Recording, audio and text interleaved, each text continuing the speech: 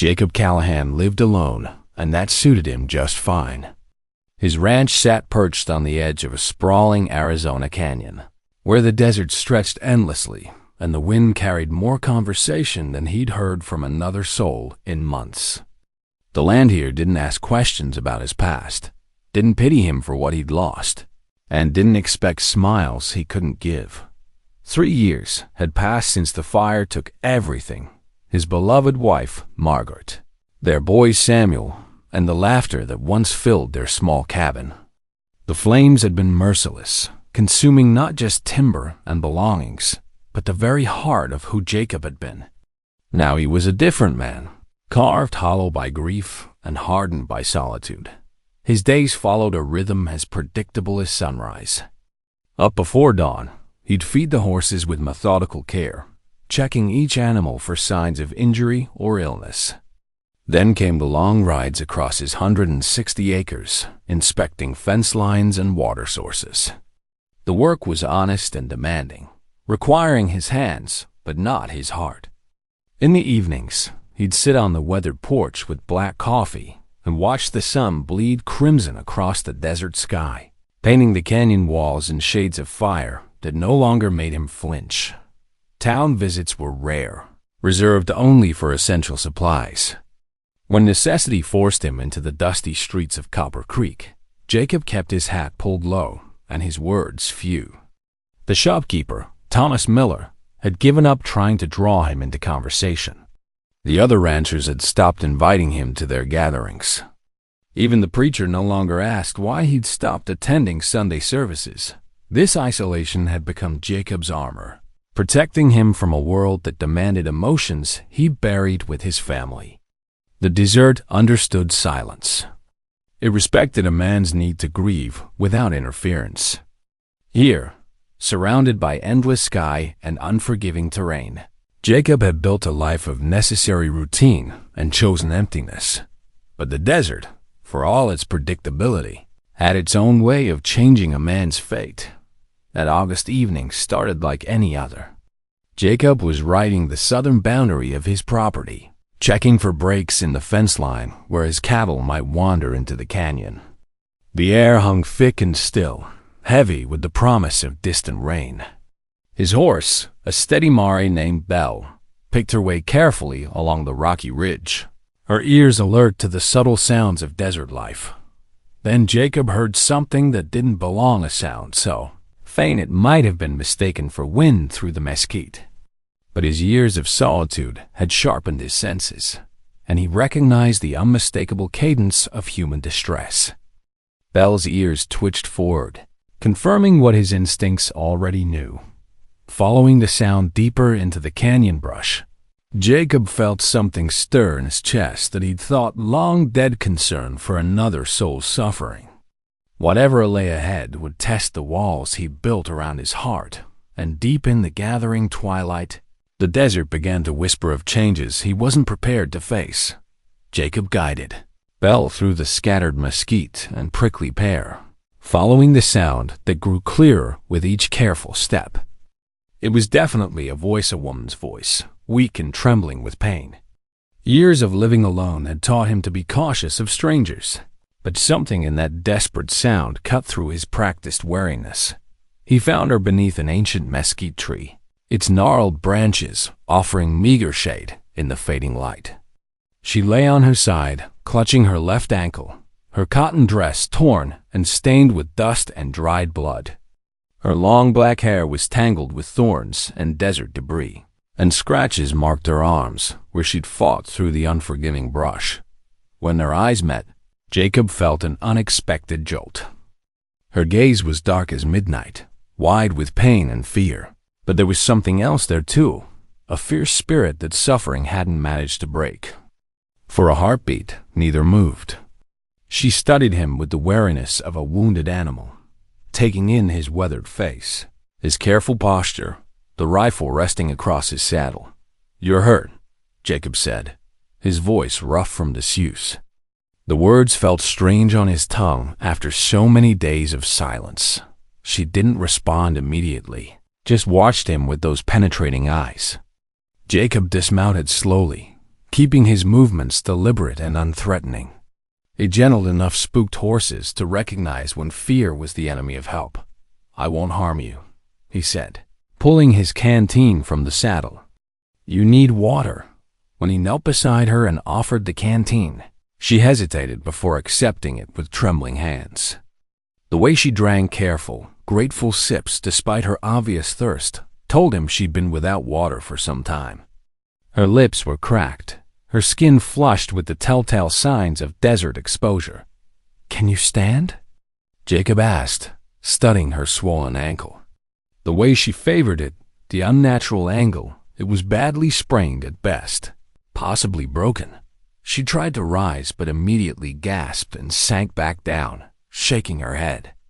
Pride and pain warred in her expression, and Jacob recognized both.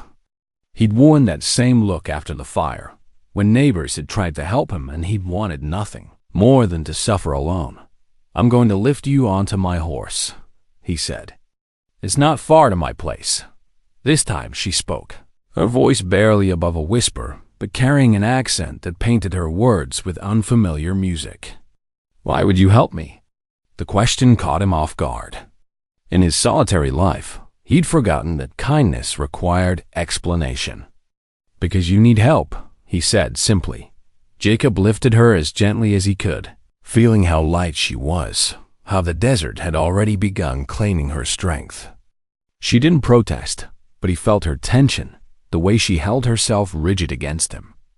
He settled her carefully on Belle's back, then took the Mari's reins and began the slow walk home. The journey back to his ranch passed in silence, but it was different from the solitude Jacob had grown accustomed to. This quiet thrummed with unspoken questions, with the awareness of another heartbeat, another soul sharing the vast desert evening. For the first time in 3 years, Jacob Callahan was not alone, and the feeling was both terrifying and strangely comforting. As his cabin came into view, lamplight glowing warmly in the windows he'd lit out of habit, Jacob realized he was about to break the most sacred rule of his grief-carved existence. He was about to let someone into the space he'd built around his sorrow, and he wasn't sure either of them was prepared for what might happen next. Part 3. Healing in Silence. Jacob's cabin hadn't sheltered another soul since the neighbors stopped visiting 3 years ago. Now, as he helped a mysterious woman inside, the space felt different, smaller somehow, more intimate. The furniture he'd grown used to seeing in solitary stillness suddenly seemed to wait for her approval. He settled her carefully on the old leather couch that had been Margaret's favorite reading spot. The woman, she still hadn't told him her name, looked around the cabin with observant eyes, taking in the simple furnishings, the cold fireplace, the shelf of medical supplies he kept for tending livestock. "I'm not a doctor," Jacob said, retrieving his kit of bandages and liniments. "But I've set bones and treated wounds before." She nodded, watching as he knelt beside the couch to examine her ankle. His touch was gentle but sure, the hands of a man who'd learned to heal because the nearest doctor was 2 days' hard ride away. The ankle was badly swollen, but not broken, a blessing in country like this. As Jacob cleaned her cuts and wrapped her ankle with practiced efficiency, he found himself acutely aware of small things.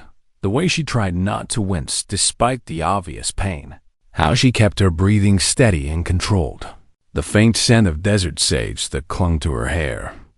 Margaret had always smelled like the rose water she'd ordered from back east, but this woman carried the wild perfume of the land itself.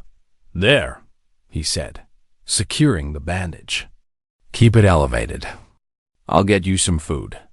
The simple meal, beans and cornbread, was nothing special, but when Jacob set it beside her, she looked at it as if it were a feast. Her first bite was cautious, then grateful. He left her to eat in private, stepping onto the porch where the evening air carried the promise of cooler weather. Through the open door, he could hear small sounds, the clink of a spoon against the bowl, a soft sigh of satisfaction. They were ordinary sounds, but they filled the cabin's silence in a way that made his chest tight with something he couldn't name. Later that evening, as Jacob sat in his usual spot on the porch, she appeared in the doorway. The lamplight behind her cast her in silhouette, making her seem almost ethereal against the warm glow. "My name is Ayana," she said, her voice stronger now, though still carrying that musical accent. The name felt foreign on Jacob's tongue when he repeated it, but beautiful too, like something whispered by the wind through canyon walls. "Jacob," he replied. "Jacob Callahan." She nodded and retreated inside, but something had changed. They'd exchanged names, and with them, the first fragile thread of trust. That night, Jacob found himself listening for sounds from within the cabin, the rustle of blankets, the soft pad of her feet as she moved carefully around the room. For 3 years, his evenings had been filled with the vast silence of the desert.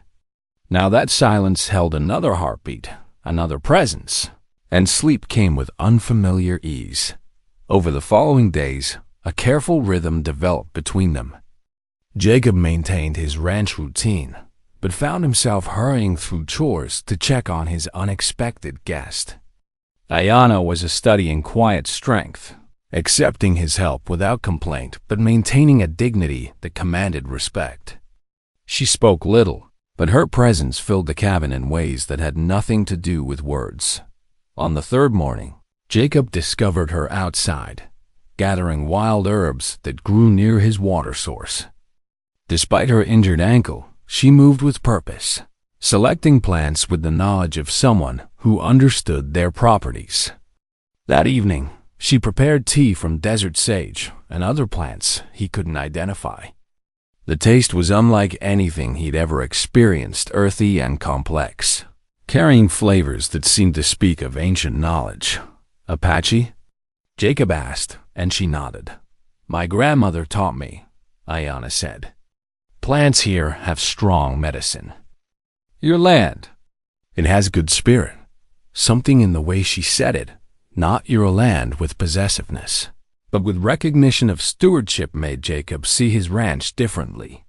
Through her eyes, it wasn't just property to be maintained, but a living thing that required understanding and respect. As the week progressed, Jacob found himself sharing more than his home. Small conversations developed over meals, careful exchanges that revealed glimpses of the people they were. Ayana spoke of her village in the canyon depths, of traditions passed down through generations of desert-dwelling people. Jacob found himself talking about his cattle, about reading weather patterns in cloud formations, about the particular challenges of ranching in such unforgiving country. Neither mentioned the past that had brought them together, her obvious flight from something terrible, his self-imposed exile from human connection. But in the growing ease of their shared silences, in the way Ayana hummed softly while preparing meals, and Jacob found himself lingering over breakfast conversations, something new was taking root in the desert soil of their unexpected companionship. By the end of the first week, Jacob had grown accustomed to the subtle changes Ayana brought to his solitary life. The cabin held the lingering sense of her herbal preparations. His meals had flavor he'd forgotten food could possess. Most surprisingly, he'd begun looking forward to their quiet conversations over morning coffee, when she'd tell him about the plants she'd found or ask thoughtful questions about his cattle. But the peace was fragile, built on unspoken agreements to avoid the shadows that had brought them together. That delicate balance shattered the morning Jacob discovered the tracks. He'd been riding his northern boundary, checking a section of fence that border winds had a habit of testing, when Belle suddenly tensed beneath him. Her ears swiveled forward, focused on something beyond his human senses. That's when Jacob saw them bootprints in the sandy soil, too deep and deliberate to belong to any wandering cowhand. Dismounting, Jacob studied the tracks with the careful attention his isolated life had taught him. 4 horses, ridden hard. The boot prints belonged to men who carried weight, not just physical weight, but the kind that came from authority and weapons. These weren't ranchers or drifters. They were hunters. Jacob's blood went cold as he followed the trail with his eyes. The tracks led directly toward his ranch, circled it at a distance, then headed back toward town. Someone had been watching his place, studying it. The timing couldn't be coincidence. That evening, Jacob sat on his porch cleaning his rifle, though he tried to make the action seem casual. Ayana appeared in the doorway, a cup of her herbal tea steaming in her hands. She watched him work the oil-soaked cloth along the barrel, and when their eyes met, he saw that she understood. "You found them," she said. It wasn't a question. Jacob nodded, his jaw tight. "4 riders. They know you're here." Ayana moved carefully to the chair beside him, her healing ankle still requiring caution. For a long moment, they sat in silence, watching the desert sunset paint the sky in familiar shades of warning. "I brought danger to your home," she said finally. "I should leave." "No." The word came out harder than Jacob intended. The force of his own reaction surprised him. When had this woman's safety become so important? "This is my land. Anyone comes here uninvited, they answer to me." "You don't understand what you're saying." Ayana's voice carried a weight of fear that made Jacob's chest tighten. "The men who took me ... They work for the Indian agent. They have papers, badges. They say they're moving my people to reservations, but ... She stopped, her hands trembling slightly around the teacup. "But what?" "Some of us never reach the reservations. Young women especially. We disappear along the way." Her voice had dropped to barely a whisper. "I escaped during a river crossing. I ran for 3 days before collapsing on your land." Jacob felt something cold and furious uncurling in his chest. He'd heard whispers in town about the government's Indian policies, about agents who saw profit in human misery. But hearing it from Ayana, seeing the fear that even speaking about it brought to her eyes, made it real in a way that ignited something he'd thought the fire had burned out of him. "How many are hunting you?" he asked. "At least 4. Maybe more by now." Ayana set down her tea with shaking hands. "Jacob, these men, they're not like outlaws. They have the law on their side. Papers that say I'm government property to be relocated. If they find me here ... they'll have to go through me to take you." The words hung between them, weighted with a promise that surprised them both. Jacob hadn't meant to make such a declaration, but now that it was spoken, he knew it was true. Somewhere in the quiet days of shared meals and careful conversations, Ayana had become more than a stranger he was helping. She'd become someone worth protecting. "I won't let you get hurt because of me," she said. "And I won't let them take you." Jacob met her eyes steadily. "I've lost everything once. I know what that feels like. I won't stand by and let it happen to someone else." That night, Jacob didn't sleep. He sat on his porch with his rifle across his knees, listening to every sound the desert made. Somewhere in the darkness, men with badges and cruel intentions were planning their next move. But they would find that Jacob Callahan was no longer the broken man who'd let grief hollow him out. For the first time in 3 years, he had something to fight for, and that changed everything.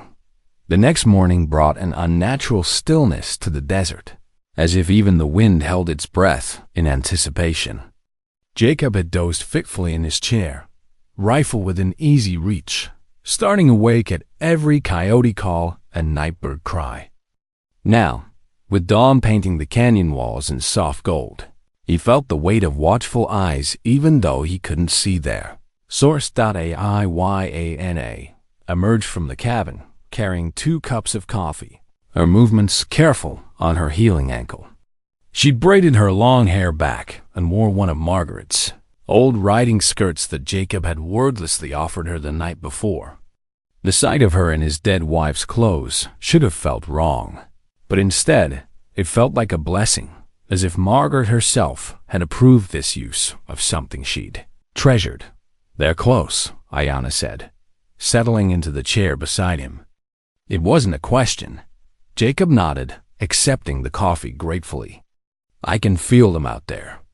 Question is whether they'll come at us direct or try to wait us out. Government men don't like to wait, she said. They have schedules, quotas, other villages to raid. The bitterness in her voice cut deep. But beneath it, Jacob heard something else. Resolved. They spent the morning in careful preparation. Jacob showed Ayana where he kept his spare ammunition, how to load the old shotgun that had belonged to his father. Her hands were steady as she handled the weapon, and when she raised it to her shoulder to test the feel, her stance was natural, confident. My father taught me, she explained, seeing his surprised expression. Before the soldiers came to our village the first time, before everything changed. By midday, Jacob's cattle had begun acting skittish, clustering together in the north pasture as if they too sensed approaching trouble. Belle paced restlessly in the corral, her ears constantly swiveling toward sounds only she could detect. It was Ayana who spotted them first, 4 dark shapes moving along the ridgeline, still distant but closing steadily. Jacob fetched his spyglass and studied the approaching riders. They rode with the easy confidence of men accustomed to having their authority unchallenged. Their leader, a tall man with a distinctive hat, sat his horse like he owned everything he surveyed. Same ones who took you? Jacob asked. Ayana peered through the glass, her face paling. The tall one, Rawlings. He's the Indian agent's man. The others ... She shuddered. They call them scouts, that they're just bounty hunters with badges. Jacob lowered the spyglass, his mind working through possibilities. 4 armed men with government backing against a lone rancher and an injured Apache woman. On paper, it should have been hopeless. But Jacob had spent 3 years learning to read this desert like a book, and he had advantages they couldn't know about. There's something you should know, Jacob said carefully. About me, about why I live alone out here. Ayana turned to face him fully, her dark eyes attentive. I wasn't always a rancher. During the war, I was a sharpshooter. They said I had a gift for reading distance, wind, the way a man moves. Jacob's voice was quiet, matter-of-fact. I tried to leave that behind when I came home to Margaret, but ... But the skills remain. Ayana finished. The skills remain. Jacob checked his rifle one more time, then met her eyes. I need you to know, if shooting starts, I won't miss. But I also need you to know that I don't want to kill anyone if there's another way. And if there isn't another way... Jacob was quiet for a long moment, watching the riders grow larger on the horizon. Then they'll learn that some things are worth dying for, and some people are worth killing for. The weight of that declaration settled between them as they waited. Ayana reached over and placed her hand on his, and Jacob felt something pass between them, an understanding deeper than words, a connection forged in shared danger and mutual trust. Whatever happens, she said, you've given me something I thought I'd lost forever. What's that? Hope. Her fingers squeezed as gently. And the feeling that somewhere in this hard world, there are still good men. As the sun climbed toward its zenith and the riders drew closer, Jacob Callahan prepared to discover just how good or how dangerous he was willing to be for the woman who had brought life back to his empty world. The riders approached Jacob's ranch with the unhurried confidence of men who had never been seriously challenged. They spread out as they drew near, a tactical formation that spoke of military training and hostile intent. Jacob watched from his porch, rifle resting casually across his knees, every muscle coiled and ready. Rawlings, the tall man in the distinctive hat, spurred his horse forward as the group's obvious leader. Even at a distance, Jacob could see the man's arrogant posture, the way he surveyed the ranch as if he were already counting its value. Behind him rode 3 hard-faced men whose hands rested too easily on their weapon grips. Callahan! Rawlings called out when they were still 50 yards away. We need to have a talk. Jacob didn't respond immediately. Instead, he stood slowly, letting them see the rifle in his hands, letting them wonder about his intentions. Ayanna remained inside the cabin, but Jacob could feel her presence at the window, watching. The riders stopped at the edge of Jacob's yard, close enough to talk, but far enough to draw weapons quickly if needed. Rawlings dismounted and walked forward with the swagger of a man accustomed to intimidating settlers and Indians alike. "You Jacob Callahan?" Rawlings asked, though his tone suggested he already knew. "This is my land," Jacob replied evenly. "State your business." Rawlings reached into his coat and produced a folded document, waving it like a banner of authority. "Federal warrant for the arrest and transport of one Apache female, age approximately 20, dark hair, slim build. Goes by various names. Escaped from a lawful government convoy bound for the San Carlos Reservation. Haven't seen anyone matching that description," Jacob said. The lie came easily, backed by years of learning to keep his thoughts hidden behind a weathered face. "That so?" Rawlings stepped closer, his pale eyes studying Jacob intently. "Funny thing is, we tracked her right to your property line. Blood trail too, like she was injured. A lot of animals get hurt out here," Jacob said. "Desert's not forgiving to the wounded."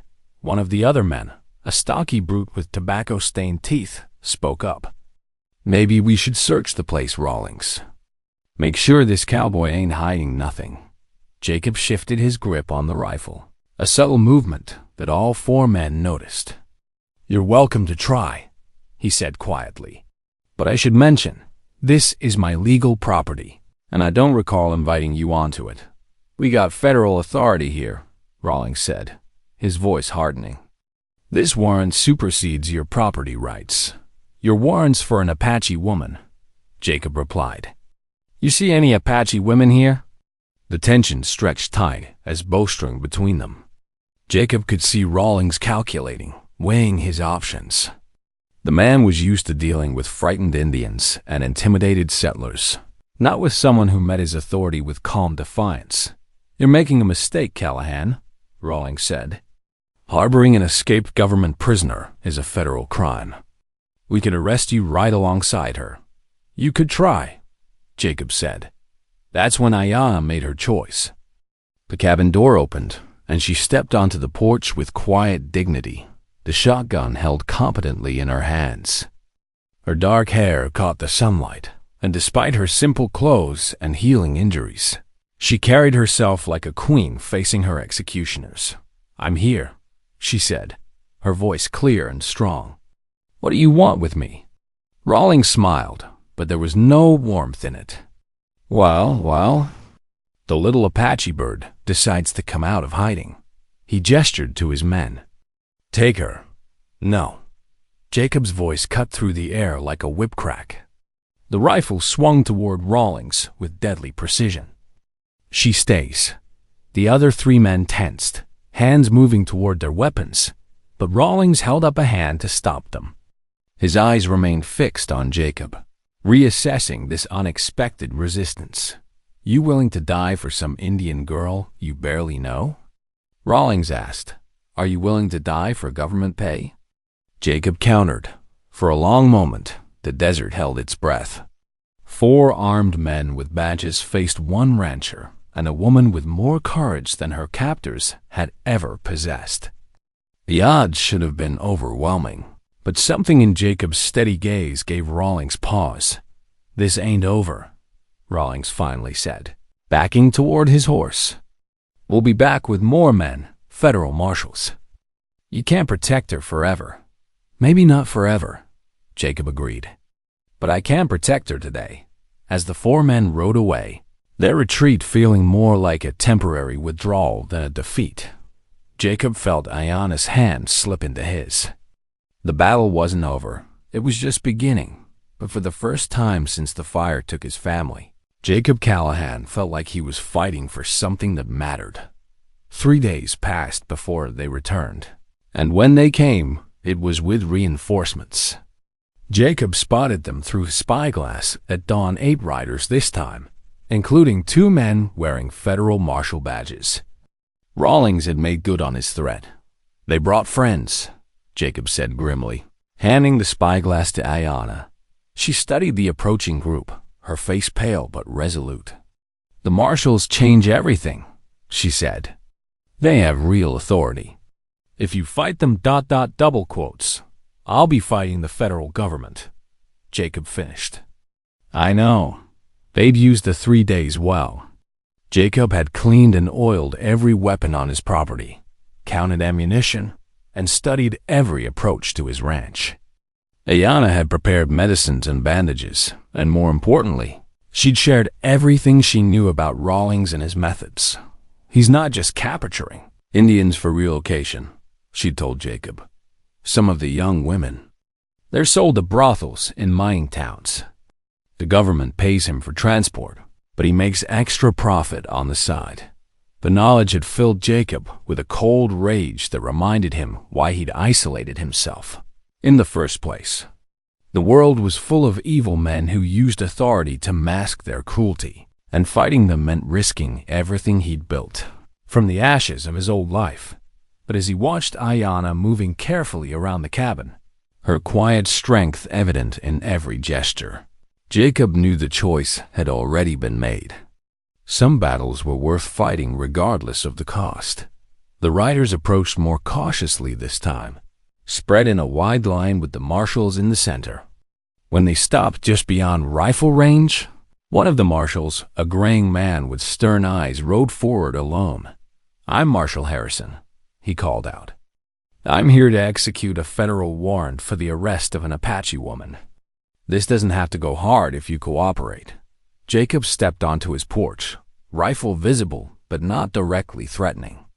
Marshal, I respect your badge and your authority, but I need you to understand something about the man you're riding with. Rawlings is a duly appointed agent of the Bureau of Indian Affairs.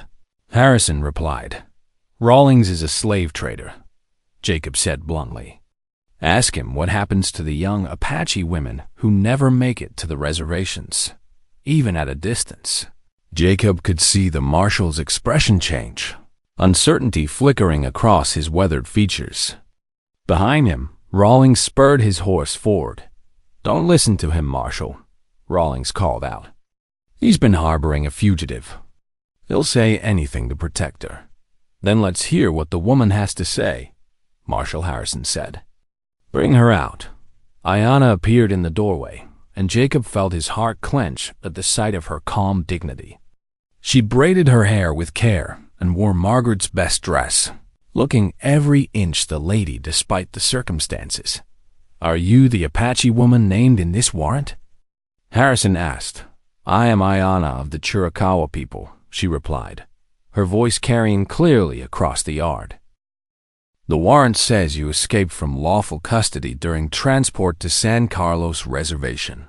I escaped from men who were not taking me to any reservation, Ayanna said. I escaped from men who spoke of selling me to mining camps.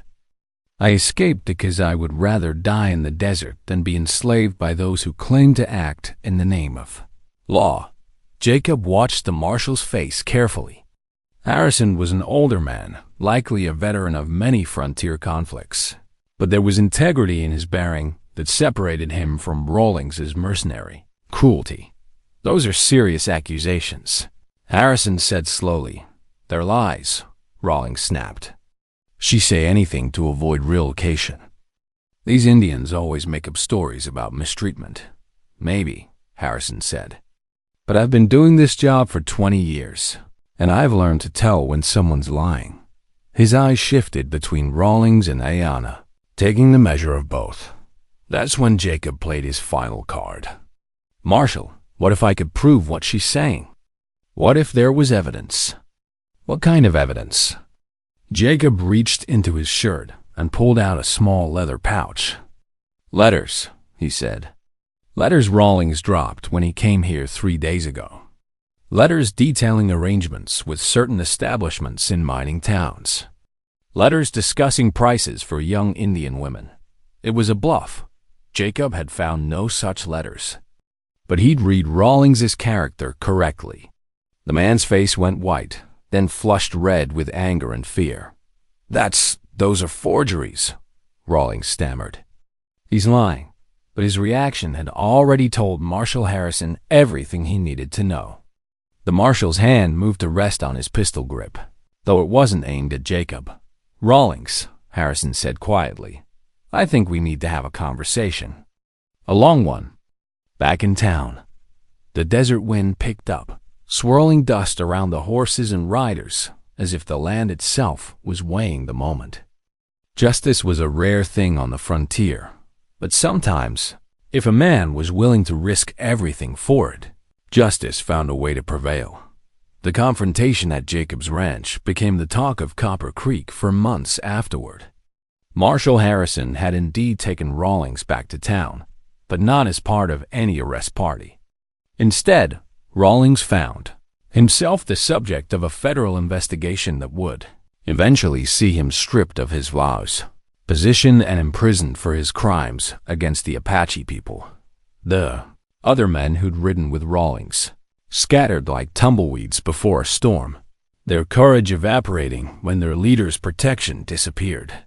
Without Rawlings's authority and corrupt influence, they were revealed as what they'd always been: hired thugs with no legal standing and no stomach for real consequences. Marshal Harrison had been true to his word and his badge. After hearing Ayanna's full testimony and investigating Rawlings's operations, he declared her a free woman, no longer subject to forced relocation. More than that, he'd arranged for her to receive a document certifying her legal status, protecting her from future harassment by other corrupt agents. But the real changes came in the weeks that followed, as Jacob and Ayanna settled into a life they'd never dared imagine possible. The ranch that had been a monument to Jacob's grief slowly transformed into something alive and hopeful. Ayanna's garden of medicinal herbs flourished behind the cabin, their healing properties soon attracting visitors from neighboring ranches and even from town. Word spread that the Apache woman who lived with Jacob Callahan possessed knowledge of desert plants that could cure ailments no traveling doctor understood. Jacob found himself busier than he'd been in years, not just with his own cattle, but helping neighbors who sought Ayanna's healing wisdom. The isolation he'd wrapped around himself like armor began to crack and fall away, replaced by something he'd thought lost forever. Community. Their relationship deepened, with the same natural rhythm as the desert seasons. What had begun as desperate necessity had grown into something neither of them fully understood until one evening in October, when the first cool wind of autumn stirred the canyon walls. They were sitting on the porch, as had become their custom, watching the sunset paint the sky in brilliant oranges and purples. Ayanna was preparing a tea from roots she'd gathered that morning, and Jacob was carving a new fence post, their comfortable silence filled with the small sounds of shared domestic life. "Jacob," Ayanna said quietly, not looking up from her work, "do you ever think about what would have happened if you hadn't found me that day?" Jacob paused in his carving, considering. "I think about what would have happened if I hadn't been ready to find you," he said. "If I'd still been the man who was so lost in grief, he couldn't see past his own pain. What changed?" "You did," he said simply. "You reminded me that protecting something precious is worth any risk. That love isn't just something you lose, it's something you choose to fight for."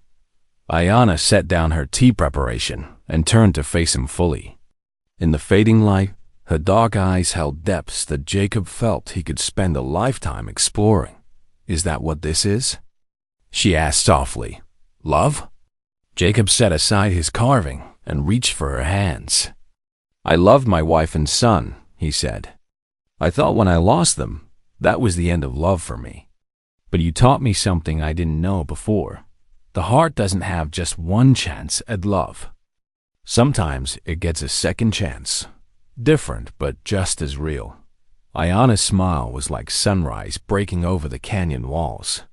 "In my grandmother's language, there are different words for different kinds of love. The love that grows slowly, like desert plants that sink deep roots and bloom only when the conditions are perfect. What do you call that kind of love? Enduring, she whispered. The kind that lasts. They were married the following spring in a ceremony that blended Apache traditions with frontier customs. The town preacher officiated, while Ayana's cousin, who'd traveled from the canyon villages, sang traditional blessing songs. Marshall Harrison served as witness, his presence a reminder of how justice and love had intertwined to bring them together. Years passed, and the story of Jacob Callahan and Ayana became woven into the fabric of local legend. Travelers stopping in Copper Creek would hear tell of the grieving rancher who'd found love again with an Apache woman, and how their courage had exposed corruption that reached all the way to territorial offices in Santa Fe. Their ranch became a place of healing in more ways than one. Ayana's reputation as a medicine woman drew people from across the territory, cowboys with broken bones, ranch wives struggling with difficult pregnancies, children burning with desert fevers. She treated them all with equal compassion, her gentle hands and ancient knowledge saving lives that conventional medicine might have. Lost Jacob discovered that his own healing had been as profound as any of her patients. The bitter isolation that had consumed him after the fire was replaced by purpose and connection. He still remembered Margaret and Samuel with love, but the memory no longer felt like a wound that would never heal. Instead, it became a foundation upon which he could build something new.